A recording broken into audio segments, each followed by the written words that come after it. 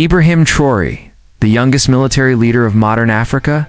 Ibrahim Traoré, born on March 14, 1988, in Kara Bondokuy Department, Burkina Faso, rose from a modest background to become one of Africa's youngest and most talked-about leaders. As a military officer and political figure, his path has been marked by revolutionary ideals, bold decisions, and controversial policies. Traoré's story reflects both the aspirations and challenges facing Burkina Faso and the broader Sahel region in the 21st century. Early life and education. Ibrahim Traoré was born into a Muslim family in western Burkina Faso.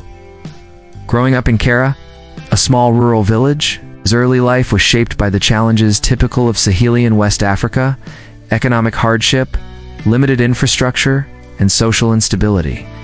Despite these obstacles, Traoré displayed an early passion for learning.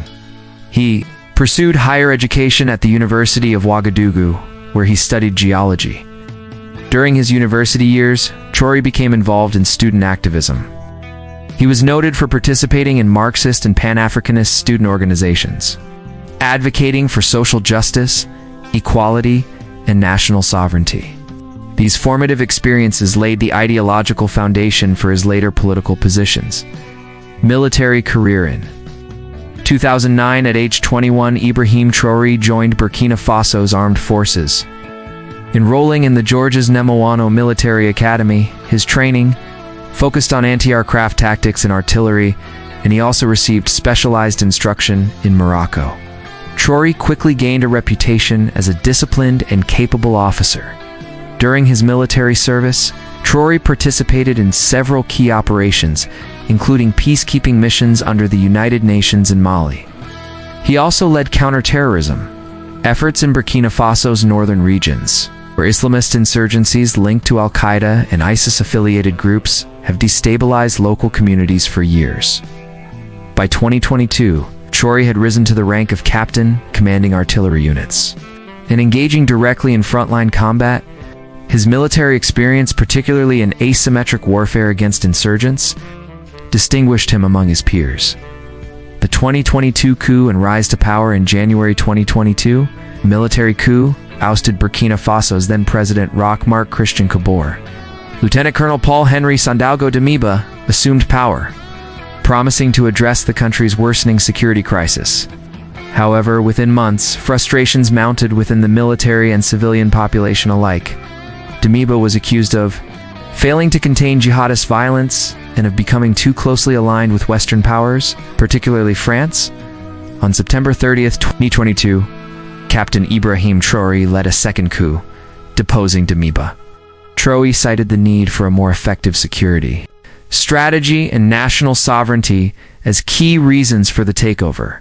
His move was reportedly supported by younger, lower-ranking officers and segments of the population disillusioned with Damiba's rule. At just 34 years old, Traoré became Africa's youngest head of state and the second youngest leader in the world.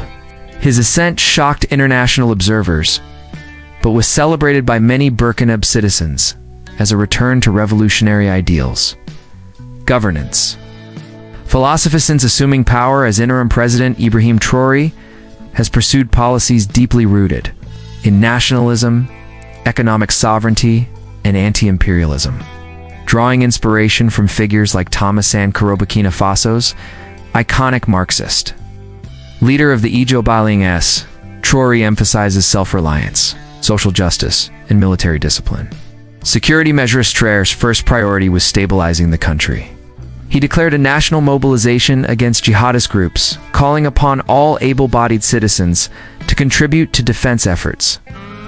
Under his leadership, Burkina Faso expanded its volunteer defense corps, arming local communities and increasing military operations in insurgent-held territories.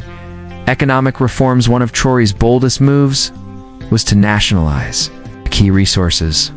His government banned small-scale gold exports, established Burkina Faso's first gold refinery, and sought to keep resource wealth within the country. These measures aimed to break free from foreign economic dependency.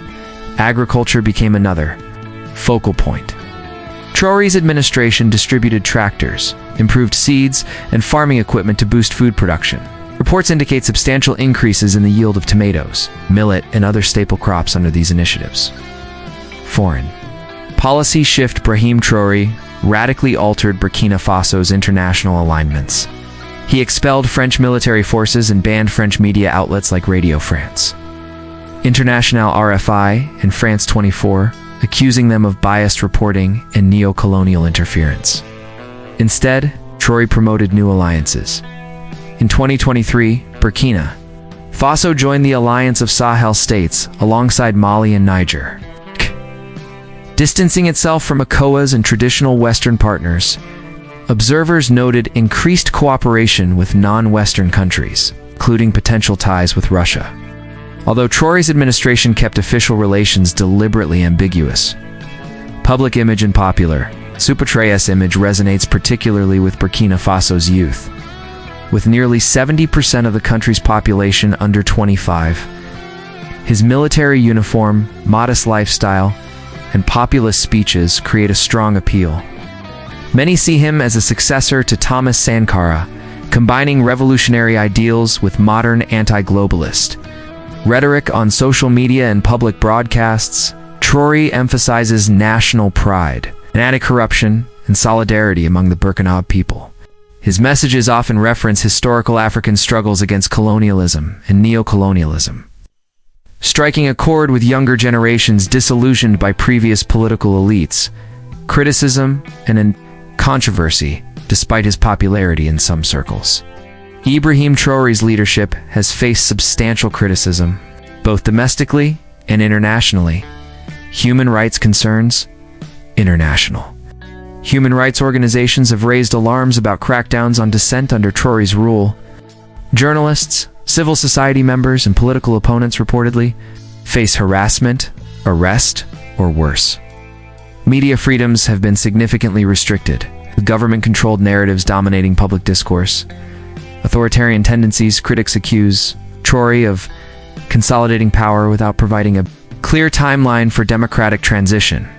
While he has promised elections once security is restored, no firm dates have been set as of mid-2025.